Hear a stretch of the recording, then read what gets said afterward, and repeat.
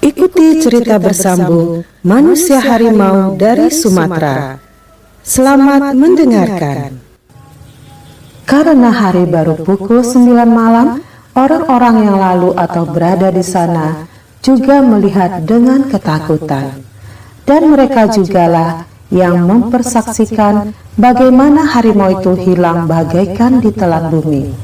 Polisi dan Hansip segera diberitahu datang ke tempat itu hanya untuk menemukan dua penjahat yang sudah jadi mayat dalam keadaan mengerikan. Seorang penjahat lagi yang belum sadarkan diri dan tukang becak yang terbodoh-bodoh. Cerita mereka yang melihat sendiri memang mengherankan. Tidak akan dipercaya kalau tidak sekian banyak orang menceritakan yang sama.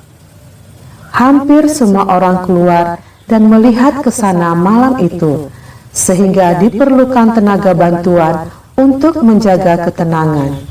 Mereka semua yakin bahwa ini tentu harimau yang sama, yang pernah mereka dengar suaranya 2 kali, yaitu hampir sebulan yang lalu dan 10 hari yang lalu. Tetapi kini cerita itu jadi tambah hebat. Tidak habis pada soal harimau piaraan atau jadi-jadian saja. Juga orang yang memelihara mereka sudah tahu kini. Orang itu Hilman, kata mereka. Itulah sebabnya piaraannya itu datang ketika Hilman dirampok. Kalau orang lain mengalami nasib sial begitu, tentu dia tidak akan datang. Hilman dipanggil pihak yang menjaga hukum untuk dimintai keterangannya mengenai harimau itu. Tentu saja dia menjawab, tidak tahu dari mana datangnya. Dia juga tidak bisa dituntut, karena tidak ada bukti bahwa harimau itu kepunyaannya, dan dia yang harus bertanggung jawab. Sebagian besar dari penegak hukum itu tetap menyangka dengan keras bahwa Hilmanlah yang jadi majikannya.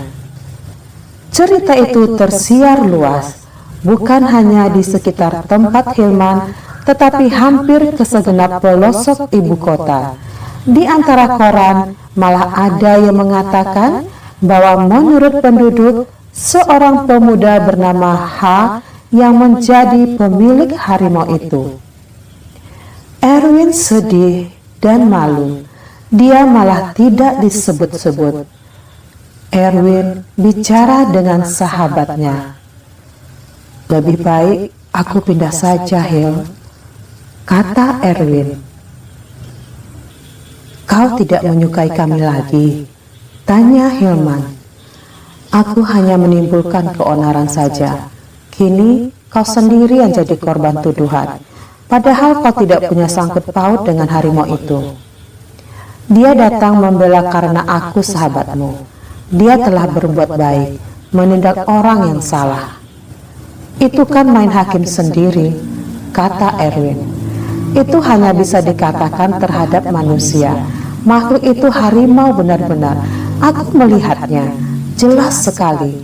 Banyak orang juga melihat, sahut Hilman. Oleh desakan Hilman, maka Erwin tetap tinggal di sana. Dan sejak waktu itu, banyak orang jadi takut pada Hilman, menjauhinya atau mendekatinya. Menjauhi supaya jangan ada urusan, mendekati supaya jangan sampai jadi sasaran. Sejak peristiwa itu pula, daerah tempat tinggal Hilman jadi aman. Tidak ada yang berani melakukan kejahatan di sana. Bisa dikatakan bahwa harimau piaraan itu telah turut menegakkan keamanan. Meskipun sampai lebih sebulan tidak terjadi apa-apa lagi, tetapi kejadian atas diri ketiga penjahat itu tidak mudah dilupakan orang. Yang menjengkelkan tetapi juga menggelikan hati Hilman adalah kedatangan beberapa orang laki-laki maupun perempuan ke rumahnya, minta bantuan kepadanya. Orang yang memelihara harimau biasanya punya ilmu-ilmu gaib. Mereka semua pulang dengan hampa karena Hilman mengatakan tidak punya ilmu aneh apapun. Bagi Erwin tiba-tiba hari cerah. Setidak-tidaknya begitulah yang kelihatan. Dia telah berkenalan dengan seorang gadis, karyawati di tempat dia bekerja. Perkenalan itu kian dekat dan erat, sehingga sudah sampai ke suatu taraf yang dinamakan hubungan cinta. Kedatangan wanita bernama Indah Hayati ke dalam kehidupan Erwin membuat dia selalu cemas di samping rasa bahagia yang sama seperti yang pernah dirasakannya di Medan beberapa bulan yang telah lalu. Dia cinta pada Indah, itu dia rasakan benar. Dia pun merasa bahwa gadis itu mencintainya dengan setulus dan sepenuh hati, sama halnya dengan Erna dulu. Tetapi kalau Erna dulu bisa berpaling dari dia setelah mengetahui kisah dan anak siapa dia, Indah Hayati bisa juga jadi begitu. Dan kalau sampai terjadi, maka untuk kedua kalinya dia akan kehilangan dan merana kebahagiaan sementara yang akan membawa Rana sepanjang sisa hidupnya.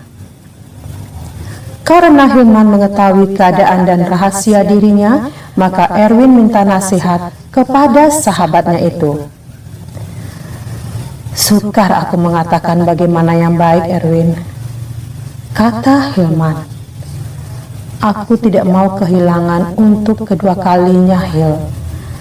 Bagaimana kalau aku ajak dia nikah, supaya dia benar-benar menjadi milikku?" "Niatmu itu bagus."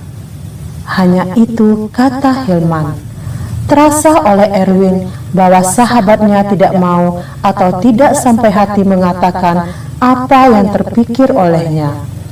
Maka Erwin sendiri bertanya, "Tetapi kalau setelah kami nikah, dia ketahui bahwa aku punya piaraan dan bahwa aku sendiri kadang-kadang jadi setengah harimau, bagaimana?" "Ya, apa yang harus kukatakan, Er? Aku ingin kau bahagia. Tetapi apa yang kupikir barangkali terpikir juga olehmu. Aku akan mengatakan saja terus terang pada Indah bahwa aku manusia harimau. Bahwa harimau yang membunuh dua penjahat itu sebenarnya adalah harimau piaraanku." Rasa cemas dan malu merasuk diri Erwin.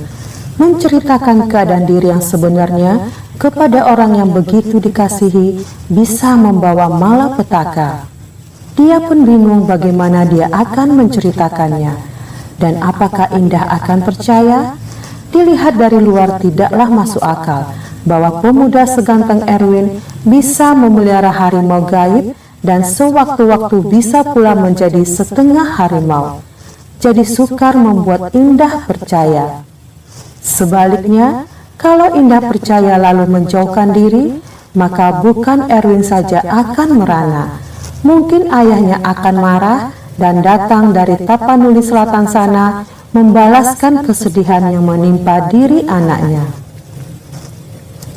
Erwin selalu bersama Indah, tetapi berbeda dengan cinta model sekarang, di mana kalau sudah saling sayang, lalu pihak laki-laki hendak memperlakukan kekasihnya sebagai istri, dan si perempuan seringkali bersedia menerima persekot untuk menguatkan janji.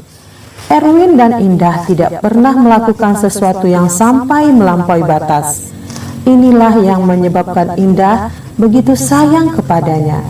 Dia sudah pernah 2 kali berpacaran, dan kedua pacarnya pernah meminta apa yang tidak dapat diberikannya. Dan oleh karena tidak mendapat apa yang diingini itulah, makanya kedua pacarnya dulu meninggalkannya. Dan kalau Indah mau memberikan, rasanya dia juga akan ditinggalkan. Dalam hal melanggar batas begitu, biasanya si wanitalah yang harus menerima risikonya. Laki-laki seringkali bisa berlepas tanggung jawab.